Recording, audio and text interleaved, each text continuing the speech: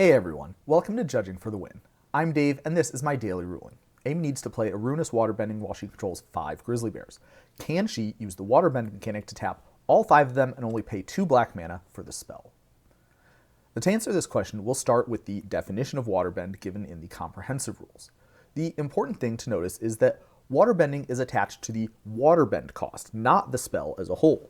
As a consequence, if the total cost of a spell or ability includes an additional cost to Waterbend for some amount, it is only possible to tap creatures and artifacts to pay for the generic mana in the Waterbending portion of the cost.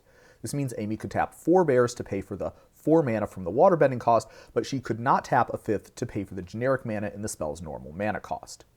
Now, this is different from how some other similar mechanics, such as Delve, Convoke, or Improvise work.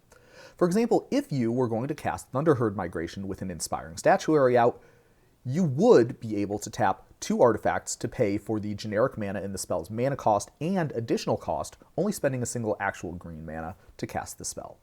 This works differently because Inspiring Statuary gives the Improvise mechanic to the whole spell. It is not associated with any particular cost or portion of that spell's total cost. It's not supported in the rules for these to go the other way.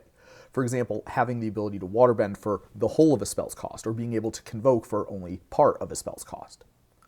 Another thing that you might be wondering about is how Waterbend works with cost reducers. Like, let's say that we wanted to cast that Ruinous Waterbending and an Uthros Psionicist was making it cost 2 less. Well, when you're casting a spell or activating an ability, you start with the base cost, 1 and 2 black here, and then you add any additional costs, so we'll add the 4 generic mana, so the total cost is 5 and 2 black, and after this is when cost reductions apply, so the total cost now goes to 3 and 2 black mana. When it comes time to pay this cost, Waterbending allows you to pay up to 4 of this by tapping creatures and artifacts. You can only pay for the generic mana this way, so it is not possible to tap 4 with the Waterbending ability, but you still can pay this cost by tapping 3 creatures and 2 swamps. Cost increasers work similarly. If there was a Sphere of Resistance out, then the cost to cast Ruinous Waterbending would be 2 black mana and 6 generic mana. Although the cost to cast the spell went up, the cap on how much mana we could pay by tapping creatures and artifacts did not. So you could tap 4 creatures, but the rest would have to come from actual mana.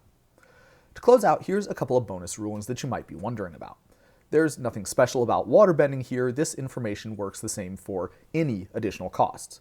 First, you cannot pay 2 different costs with just 1 action. So you are not able to tap North Pole Patrol to pay for the Waterbending cost of its ability because another part of the cost to activate that ability requires you to tap North Pole Patrol.